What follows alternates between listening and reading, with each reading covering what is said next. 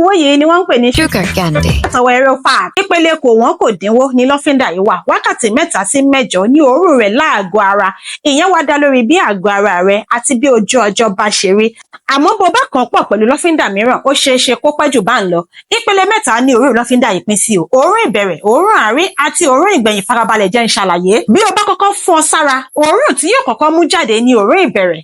Ìyún á sì máa rùn bí ohun mímu olómi ọsàn, raspberry àti strawberry. Ìṣẹ́jú 5 sí ìṣẹ́jú 15 ní òórùn ìbẹ̀rẹ̀ fi máa ń ràn. Òórùn àárín, ìyún ni òórùn tó máa gba iṣẹ́ lẹ́yìn tí òórùn ìbẹ̀rẹ̀ bá ti parí. Ìyẹn á sì máa rùn bíi fúláwà olóòórùn dídùn àti ṣúgà sísè. 30 ìṣẹ́jú sí wákàtí 2 ni ẹ fi máa gbọ́ òórùn yìí kí ó tó wá kan òórùn ìgbẹ̀yìn. Ìyún ni òórùn tí ẹ máa gbọ́ lọ títí tí lọ́fíńdà òun yóò fi rùn tán pátápátá láàgọ́ ara yín. Ìyún á sì máa rùn bíi vanilla, soft musk, tí ń ṣe èròjà ara ẹranko kan tí a mọ̀ sí soft deer àti amber. Òórùn lọ́fíńdà yìí a máa fọ́ ẹlẹ́gàn lórí, sọ ọ̀tá sínú ìbànújẹ́ ọkàn, fún ẹlẹ́nìní ní túlù.